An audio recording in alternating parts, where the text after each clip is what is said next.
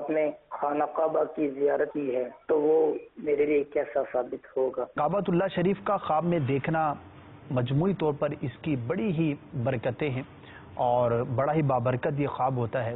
چند چیزیں میں عرض کر دیتا ہوں۔ سب سے پہلی بات یہ ہے کہ کعبۃ اللہ شریف کو جو خواب میں دیکھے انشاءاللہ عز و جل وہ حقیقت میں بھی خانہ کعبہ کی زیارت کرے گا۔ ایک علامت ہے، ایک نوید خوشی ہے، ایک اچھی خبر ہے۔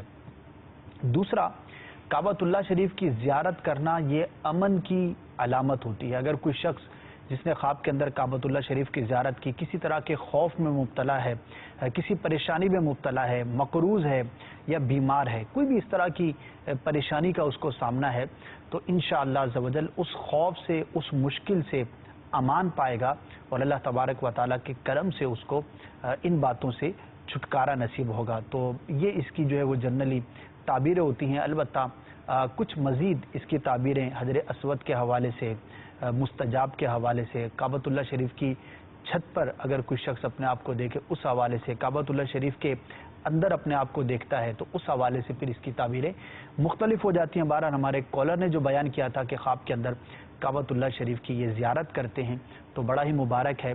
انشاءاللہ عز و جل آپ کو ان برکتوں میں سے جو بیان کی گئیں اللہ تبارک و تعالیٰ کے رحمت سے کوئی برکت ضرور نصیب ہوگی۔ دعا بھی کرنی چاہیے، ہر مسلمان کے دل میں یہ تمنا اور خواہش ہر عاشق رسول کے دل میں ہوتی ہے، ہونی بھی چاہیے کہ کاش مجھے مکہ دیکھنا نصیب ہو، مدینہ دیکھنا نصیب ہو، وہاں کے میں طواف کے مزے لوٹوں، مدینہ پاک کی ان گلیوں میں، ان فضاؤں میں، ان ہواؤں میں سانس لینے کی مجھے اللہ تبارک و تعالیٰ کے کرم سے سعادت نصیب ہو۔